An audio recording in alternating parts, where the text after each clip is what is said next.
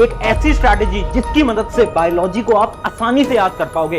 ये जो प्रॉब्लम चल रही है ना, इतनी बड़ी बायोलॉजी, इतनी मोटी एनसीईआरटी कैसे याद करें। क्लास 10 तक तो बहुत आसान थी, बट क्लास 11th में, क्लास 12th में बायोलॉजी इतनी टफ हो गई है, इतनी मुश्किल हो गई है। रिवीजन कैसे करें, ये सारी प्रॉब्लम खत्म हो जाएगी, और वो भी सिर्फ और सिर्फ एक ऐसा हैक जिसकी मदद से बायोलॉजी में आप फुल मार्क्स बहुत आसानी से स्कोर कर पाओगे।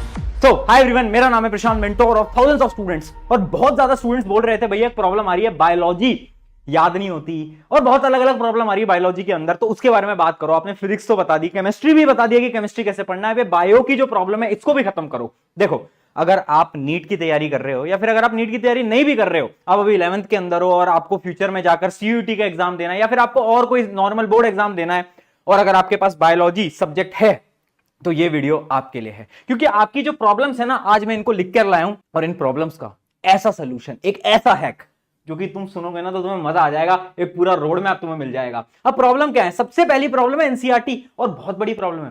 10th तक की एनसीईआरटी तुमने देखी, पतली सी एनसीईआरटी होती थी, एक किताब होती थी, तुम रीड करते थे बायोलॉजी का एक चैप्टर और उसमें अंडरलाइन करते थे और बस तुम्हें याद हो जाता था। बट अब ये 11th में नहीं है। 11th में बायोलॉजी इतनी मुश्किल बना दी गई है ना कि इतना ज्यादा डीप पढ़ना पड़ता है, इतने नए नए वर्ड्स आ गए हैं। ऐसे मुश्किल वर्ड 10th 9th तक तो थे ही नहीं, 11th 12th में इतने मुश्किल वर्ड आ गए हैं। तो भैया एनसीईआरटी कैसे पढ़ें? तरीका बताओ एनसीईआरटी पढ़ने का, और क्या एनसीईआरटी पढ़ना जरूरी है ये भी बताओ। अगला पॉइंट, रिवीजन।